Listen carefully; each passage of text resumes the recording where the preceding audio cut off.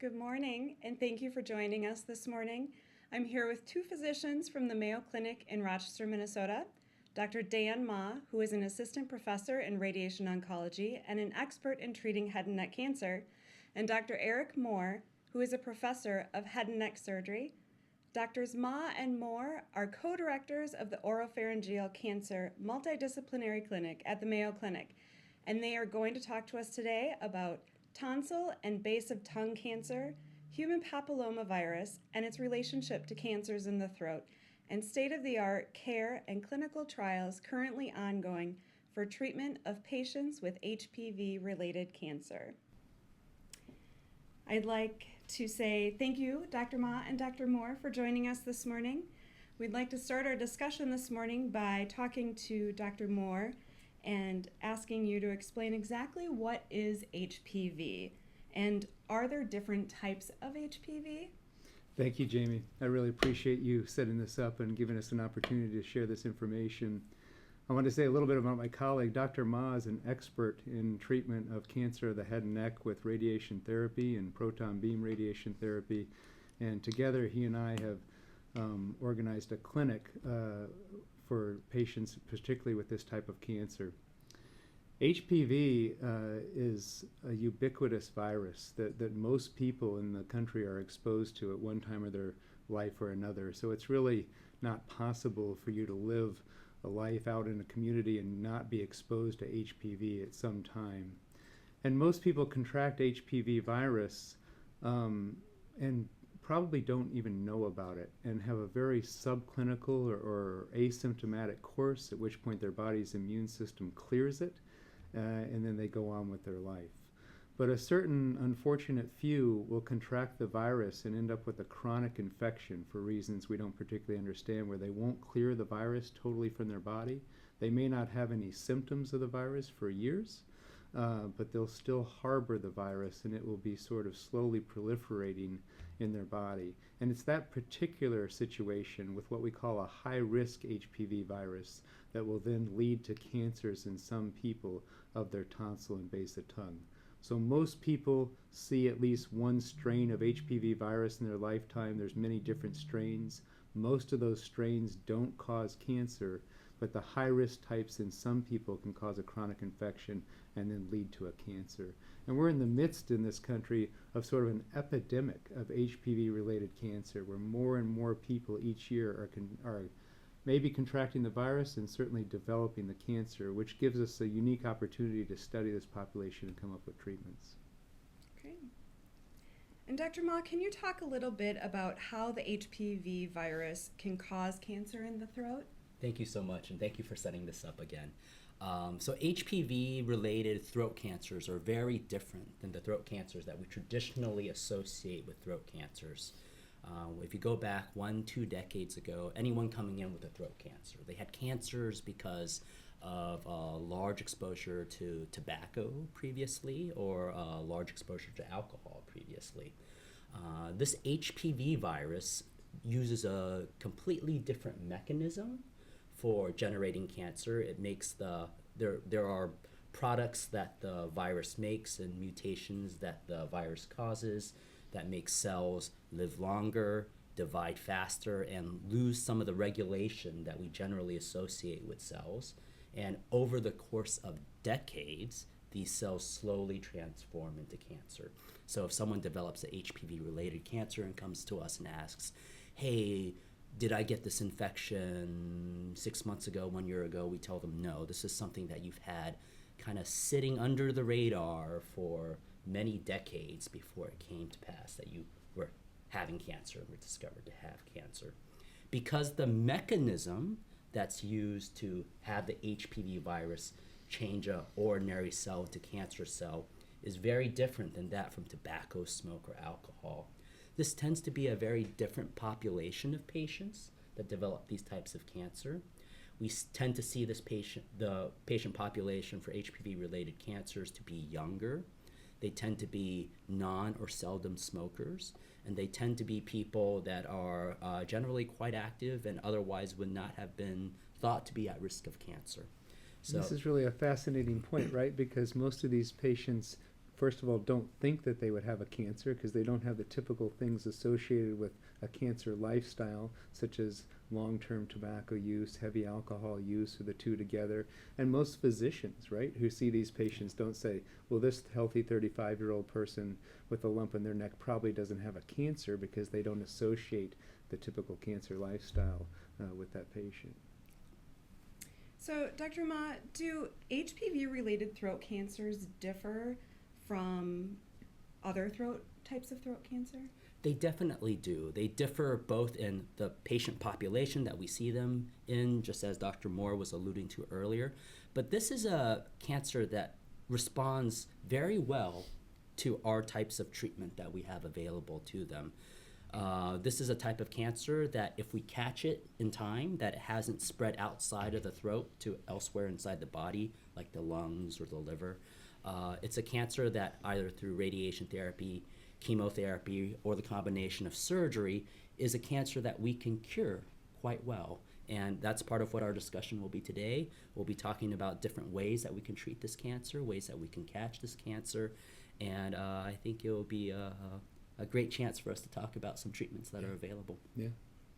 So, Dr. Ma, can you talk a little bit about how one contracts HPV, the HPV virus? Sure. So HPV, when you hear about it in the community, has traditionally been associated with cervical cancer. So women are told to get pap smears on a regular basis to look for HPV and for cervical cancer. There is an association with the HPV virus as a sexually transmitted virus, but there's a lot of different mechanisms which that can happen. I've even seen one study that says that deep French kissing can spread the HPV virus. And it's estimated by the CDC that 75% of the American population of reproductive age will have been exposed to the virus at some point within their life. In fact, if you look at more CDC figures, 1 in 7 people have an active HPV infection right now. So it's not something that's rare within the population. As Dr. Moore pointed out, it's something that's ubiquitous within the population. Okay. Dr. Moore, let's talk about common symptoms of cancer and of the tonsil and base of tongue. Right. So I brought in a model just to sort of define our terms of anatomy that I like to use in clinic, because we're talking about a very site-specific situation with HPV-related cancers. And most people are familiar with their tonsils that sit sort of at the back of the tongue on either side of the throat, and those are called the palatine tonsils. We actually have other tonsillar tissue that people are less familiar with, because we don't talk about that with common things like tonsillectomy that we perform in children. So the tonsils sit on either side of the throat, but there's also a lingual tonsil, which is a large amount of tonsillar tissue that sits on the back of the tongue that you can never see. If you were to open your mouth, you would only see about half of your tongue, the oral tongue. But there's base of tongue tonsillar tissue that coats the back of the tongue all the way down to the voice box. And that area, the palatine tonsils and that lingual tonsil, are site-specific areas for the HPV virus, which is really fascinating. The oral tongue has a thick layer of tissue over it that really provides a barrier to infection. The HPV virus can't grab hold at that area. But the tonsil tissue is full of these little pockets, what we call crypts. And those crypts have breaks in the membrane that allow HPV virus to gain access to the deep portion of the basement membrane, and that's the site, that's the fertile ground that the HPV virus likes to grow in. So it's in those areas that people will develop a cancer mediated by HPV virus. In the back of the tongue, lingual tonsil, and in the sides of the throat, palatine tonsils. The other areas of the mouth, the lips, the oral tongue, the roof of the mouth, the voice box, are much, much, much less common to develop an HPV virus-related cancer. But as we mentioned, you won't have symptoms for years even if you have an infection in that area. It'll just sit quiescent. And so most people don't realize any symptoms in their throat. They don't have the typical symptoms that you'd think of with someone with a throat or mouth cancer. They don't typically have sore throat. They don't typically have trouble swallowing. They don't typically have trouble breathing. And it's not until the cancer proliferates and spreads or metastasizes to a lymph node in the side of the neck, that they'll actually notice that anything's going on. And that may take many years to develop. Another fascinating concept, I've seen patients with a lump in their neck for 3 or 4 or 5 years, cancer, but almost no symptoms, going about their daily life with very little trouble. And finally, someone will encourage them to see a physician, or they'll feel their neck shaving or massaging their neck someday and say, hey, what is this lump over here? And bring it to the attention of a physician. And that's the most common symptom of this cancer, a lump in the neck. A lump in the neck. When the Okay. cancer bores deeply into the lingual tonsil or deeply into the side of the throat, then they may develop some more symptoms, because as it bores deeply, that muscle has more sensation, and so they may actually feel that they have a lump in their throat, or maybe even pain in their throat, or a really strange symptom. They may have pain in their ear, because there's a lot of nerves in this area that are sort of cross-wired to the ear, and so they may swallow something acidic or spicy and feel a pain radiating to their ear, and that's a symptom of a deeply invasive or more advanced cancer. Okay. So if I was to notice a lump in my neck, make an appointment with your physician. Absolutely, great point. I mean, we tell everybody it's not a normal thing for an adult to have a lump in their neck. Very common for a 6-year-old child who's being exposed to a lot of new things to develop some lymphadenitis or inflammation of a lymph node doing its job, and for them to have a lump in their neck, but not common for a 35 to 50-year-old person to have a lump in their neck. So literally every single new lump in the neck needs to have an investigation and what we say an answer, needs to have a diagnosis. So not enough to go on a couple courses of antibiotics and say, oh, it got a little smaller, I must be okay. That's a worrisome symptom to have a persistent lump in your neck. Thank you. So let's talk about some of the tests that are used to diagnose tonsil and base of tongue cancer. So the diagnosis is largely made many times by what we call history. Someone comes in and says, I've had this lump in my neck for 6 months. It hasn't really bothered me, but it hasn't gone away, gotten any smaller. Automatically we're thinking, well, something's going on here. We need to find an answer. We ask other questions because we say that the trajectory of the disease makes a difference. So we say, have you noticed other lumps? Have you been sick? Have you been ill? Have you been fatigued? What has it kept you from doing? Has it waxed and waned, or has it just slowly gotten larger? Did it just show up very suddenly, or did it take a long time to develop? Those things are all important in what we call the trajectory of the disease and how it's going to behave in that individual patient. And then we finish off by finding something else about that patient. Do they have other risk factors for cancer? Because many times you can have synergistic effects. And many people who have HPV cancer also have a history of smoking or tobacco and alcohol use and some other carcinogens, which would be important to us. Do you have other family members who've ever had cancer? What is your health like otherwise? Are you debilitated? Do you have immune suppression? All those things are important. And then after that, we go to the physical examination. And the physical examination is largely in this disease done by our hands. And so we take a close feel of that lymph node and say, is it mobile? Can I move it around? Or is it stuck to the important underlying structures in the neck? Are there multiple lymph nodes on both sides, or is it just this one lymph node here? And then we take a very close look, once we've gotten to that point, at this tonsil tissue in the back of the throat and the tonsil tissue in the back of the tongue. And that's very difficult to see. And so many times we use our finger to palpate that area or touch that area and say, is it rock hard or is it nice and soft? Cancer feels like the knuckle on your hand. It's hard and firm, and many of these cancers are underneath the surface of the skin, so aren't completely visible.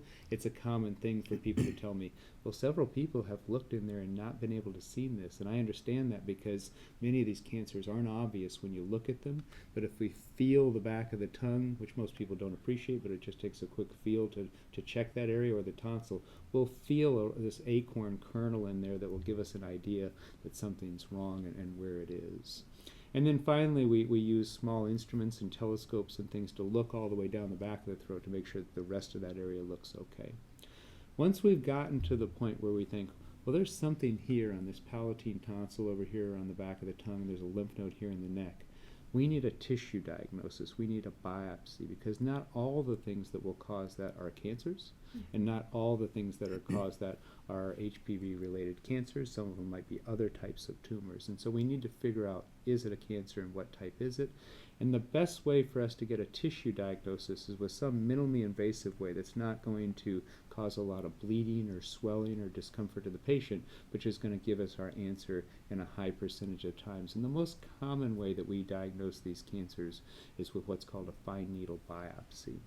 Fine needle biopsy is a very quick and accurate way in experienced hands to get a piece of the tissue, and the pathologists need very little tissue. Good pathologists who are experts in this can make this diagnosis with just micro amounts of tissue. And so we anesthetize the skin with a small needle, and then we take some cells out of that lymph node most commonly with a small needle. And that way we haven't interrupted any treatment. We've given ourselves a high chance of getting the diagnosis, and now we're on our way once we have that, which can take literally sometimes less than a few hours to do to get that diagnosis and then move forward with our investigation. The last thing that we need once we've gotten a diagnosis and we've determined where the cancer started and where it is in the neck, we need a staging workup, and we need to find out, has that cancer gone anywhere else in the body? Because sometimes we'll see a perfectly healthy person who walks in looking like no way that they should have have tumor actually all over their body. And we need some way to investigate the other sites that this cancer would spread to, such as the lungs or the abdomen or the liver or the bones.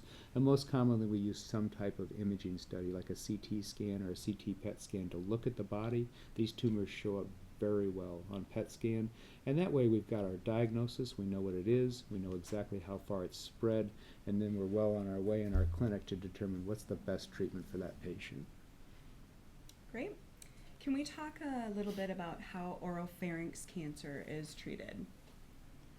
Yeah, that's a loaded question, and probably the main reason that we wanted to have this conversation today, because there's so many different ways to treat this cancer.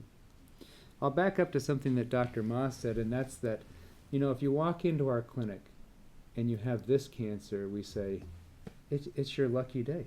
You have the right kind of tumor. The other person I'm going to see today might have had a very, very bad tumor that has a very poor prognosis. This type of tumor is highly treatable. Cancer is serious in everybody, and not every cancer is curable, but this type of tumor with the proper treatment has a very, very, very high chance of cure. In fact, such a high chance of cure that we've moved into a mode of, can we treat this cancer, and should we lay all of our treatments on it, to a mode of, we know we have a high chance of treating this cancer. What's the best way that we can treat it in you without causing you severe side effects, allowing you to get on with your healthy life and do the things that you enjoy doing without suffering long-term from our treatments. And we call this de-escalation or de-intensification treatment, and this type of tumor lends itself very well to an individualized approach where we say, here's your tumor, here's how far it's spread, here's where we think it is, and we are going to individualize a treatment for you that's going to maximize our chance of success and minimize your chance of having side effects. And so that calls into play all the treatment tools that we have for cancer. We can take tumors out surgically. We can surgically remove them. We can treat them with radiation therapy or very site-specific radiation therapy, which Dr. Ma is an expert in and we'll talk to. We can treat them with chemotherapy. Or we might use 2 of those modalities or all 3 of those modalities with the goal of individualizing that treatment exactly to that patient, their lifestyle, their tumor, in a way that's going to minimize the effects of their treatment. And I have to just second what Dr. Moore was saying there. These types of tumors can be cured, and we need to find the treatment that best treats the tumor first and foremost, but also leaves the patient with the highest quality of life afterwards. If you look back 1 or 2 decades ago, it was traditionally thought that the treatment for this type of cancer was radiation therapy and chemotherapy. The types of surgery that were available were large surgeries, and it was thought, well, if we just treat it with radiation and chemo, that should be good for this cancer. But Dr. Moore's team, for example, has been pioneering a new type of minimally invasive procedure where they go in through the mouth to resect this tumor, and that allows us to decrease the amount of radiation therapy afterwards. Even with standard treatments off of clinical trial, you can reduce the amount of radiation from 7 weeks to 6 weeks, for example. But that requires a very specific consultation with Dr. Moore and myself, for example, in the multidisciplinary clinic, where we take a look at the cancer. We look at the imaging, we look at the physical characteristics, and we say, is this a cancer that can come out well with surgery? Is this a cancer that the radiation side effects would be high for? And we talk about each case on an individual basis. We look at them in clinic before seeing the patient, and then we give our recommendations from there. This is really the true value of the multidisciplinary clinic. Dr. Ma and I and Dr. Price and Dr. Chinakulawar in medical oncology used to see patients all individually in our clinics, and we all know a lot about what we do and what we know, and not as much about what other people do and what other people know. And so patients would come in and they would hear a story from me, oh, I have these great tools to take out this tumor, and I don't have to do a great big surgery like we used to have to do. The tonsil and the base of the tongue are hard to get to. So we used to have to do a surgery where we would actually cut the jawbone, move it out of the way, take out the tumor, and that would put it back together, and that would leave the patient with a nice tumor removal and these long-term problems that they would have in getting back to speech and swallowing and getting back to quality of life. And I would say, oh, I have these new tools that have developed and technology has caught up and we can take this tumor out transorally. But I wouldn't know exactly what Dr. Ma was able to tell the patient, what his capabilities were. And as soon as we put all that together and we can have a conversation with the patient about, we have this available and we have this available, and we found that this works very well in this circumstance, then we've gotten a lot closer to doing the right treatment for that patient. And this is really the beauty and the goal of individualized medicine. If we only have one treatment option, we're going to treat every single tumor here by taking it out surgically, or we're going to treat every single tumor here by doing chemotherapy and radiation therapy, then we'll get results, and we'll only get results as good as that technique can carry us. But if we use all of our tools together in a coordinated fashion and everybody's in agreement, that's the right thing to do for you, then I think we're much closer to getting that quality of life picture optimized. Okay. So would you like to explain transoral surgery and what some of the side effects are? Right. So, as I mentioned, the ability to get to the tumor in the back of the tongue, around a corner, through the mouth, has been challenging for us for several decades. And we know that there's some value in getting rid of the tumor and getting what we call a complete microscopically clear resection. What that means is we take out the tumor and we make sure that every single edge around that tumor is clear and that we've gotten out the whole tumor. And we would like to do that by getting out the tumor, just the tumor, and leaving all this normal tongue and normal throat alone so that the patient can use that for the rest of their lives. And that's called narrow margin or site-specific surgery. To do that through the mouth, we have to be able to see around the corner of the back of the tongue, and we have to be able to get there. Surgery is an endeavor of visualization and control of bleeding and manipulation of the tissue. And technology has caught up to us in the past couple of decades with all these great instruments that will work around a curve, robotic instruments that give us a beautiful view of the tumor in 3 dimensions, just as if we were staring right at it, but looking in with a small camera through the throat. And what we do with transoral surgery is we try to get a very, very specific idea of where that tumor is, exactly where its confines are, and we use our exam and our imaging for that. And then we go in with the patient asleep under anesthesia through the mouth. And the beauty of going through the mouth is it's a large natural body orifice. It gives us a way in there where we don't have to make a big incision and we don't have to disturb a lot of tissue to get there in the approach. And then we take out the tumor with our robotic instruments or with our microscopic instruments. And then we hand that tumor to the pathologist. And the beauty we have here is that the pathologists are right down the hall waiting for this tumor. And we walk it down to them and talk to them about what we're interested in as far as the edges. And then they can cut it and stain it and look at it under the microscope and say, Dr. Moore, that tumor is clear, you're well around it, or no, you need to go a little bit further. And they can do all that for us in the space of about 10 minutes, which gives us the ability to really highly confidently remove these tumors with clear margins. When we hand Dr. Ma a patient and say the margins are clear of the primary tumor, then he can say, well, I don't have to treat with radiation therapy, this wide field now, that I can be very specific in tailoring my radiation therapy to where we think the tumor might be left in the lymph nodes or where we're at risk, and he can spare a whole lot of the other tissue from radiation therapy, and then we've all won at that point. Okay, so Dr. Ma, would you like to talk a little bit about radiation therapy and proton therapy? Sure, I think that's, so radiation therapy for this type of cancer, especially if you have lymph nodes involved, is a pretty integral part of your care. Radiation therapy works by targeting the DNA of the rapidly dividing cancer cells, and radiation therapy is one that has a long track record of being able to take care of this cancer and cure this cancer. It can also be used with surgery to help treat at-risk areas that might still harbor small pieces of cancer afterwards. Here at the Mayo Clinic, we've been pioneering new ways of delivering radiation therapy with proton therapy, for example, that minimizes the radiation therapy received by normal tissue and targeting it just at the tumor.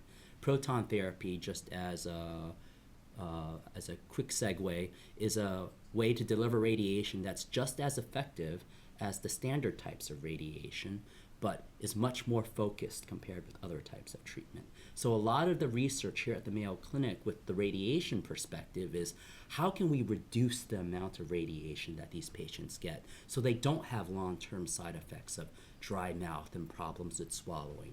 We have clinical trials that use proton therapy, for example, that avoid areas that aren't at risk after Dr. Moore has been able to surgically clear areas that we feel confident about. We have clinical trials that cut down the amount of radiation people get. So instead of getting 6 weeks of daily radiation, they'll get 2 weeks of radiation instead, and they'll have half the amount of radiation that people usually receive. And in our preliminary trials, we've seen great outcomes in terms of being able to swallow and having much less dry mouth as a result of that. So radiation therapy is something that we use very often for this type of cancer, and it's something that we use very often with our colleagues in ENT to make sure that we get this cancer out well. I want to take a minute to just put in a plug for my partner.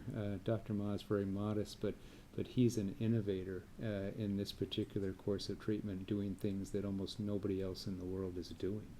And when you think about what he just said there, you're going to come in, you're going to have this treatment, you might have 6 or 7 weeks of radiation therapy, which is a common treatment for tonsil invasive tongue cancer. Imagine for a second experiencing that every day, going in and having a radiation treatment for 6 or 7 weeks, and then all of a sudden imagine shortening it down to 2 weeks. That's really phenomenal and quite drastically changed the way that we look at these cancers and the way that we treat them. And as he said, we've done work on this, we've studied this, and we ran a pilot trial doing that for several years and really found that our control of the tumor was as good as any of the other treatments that we were doing, but all of a sudden people were going home and they were swallowing again, and they weren't having a gastrostomy feeding tube in their stomach for several months, and they were able to go back to work and go back to their life so much quicker. That's really a phenomenal change. Okay, so we've reached the end of our time today. What a great discussion we've been having. I would like to thank you, Dr. Moore and Dr. Ma, for talking about this topic today. We'll post this discussion on Mayo Clinic's YouTube channel for future viewing. If we didn't get a chance to answer your question, we'll try to do so after the broadcast. Thank you and have a great day. Thanks, Jamie.